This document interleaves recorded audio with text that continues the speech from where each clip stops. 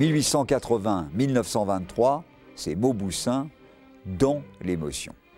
Alors, il y a d'abord, dans ces années-là, un phénomène tout à fait important, c'est la mise en exploitation des mines de Kimberley en Afrique du Sud.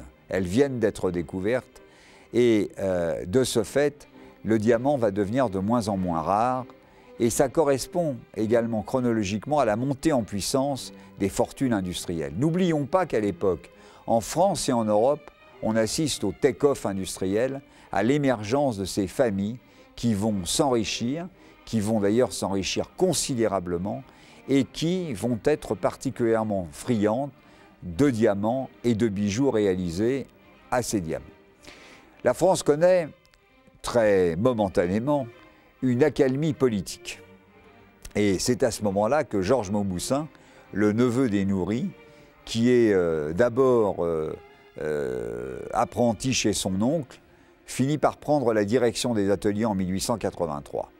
En 1898, Georges Mauboussin devient d'ailleurs le seul maître à bord. Si la période est, comme on l'a vu, apaisée, si la bourgeoisie s'enrichit, si elle aspire à porter des parures réalisées en joaillerie, il n'en demeure pas moins que le jeune Mauboussin se trouve face à une concurrence nettement plus marquée. Évidemment, plus la demande devient forte, plus l'offre va se structurer. Et on va voir apparaître de nombreux nouveaux joailliers puissants, les grands Falise, Massin, Mélériau, Weber, Vièze, qui occupent considérablement le terrain, tandis qu'arrivent de nouveaux entrants, Cartier et Boucheron, et qui se lancent, Cartier et Boucheron, avec bonheur, sur la scène joaillière. Paris devient la capitale du meilleur savoir-faire de la planète en matière de joaillerie. D'ailleurs, Paris est presque à ce moment-là le lieu où la joaillerie trouve pleinement ses lettres de noblesse. On invente l'usage du platine qui allège les montures, on poursuit les formules à succès, mais les motifs du XIXe siècle finissent par être redondants.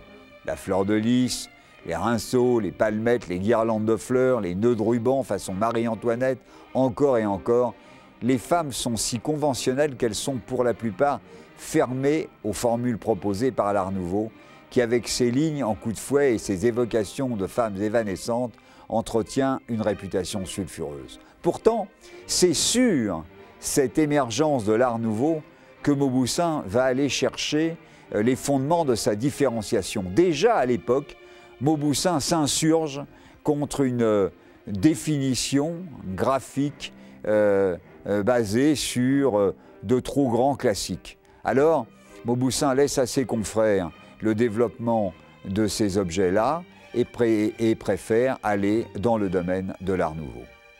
Passé l'épisode de la Grande Guerre, Georges Mauboussin, en visionnaire, ressent la nécessité de se rapprocher du quartier de l'Opéra et déménage rue de Choiseul en 1923. Mauboussin est à l'époque une nouvelle fois une maison révolutionnaire car la maison décide en effet de s'implanter là où il n'y a pas de confrères.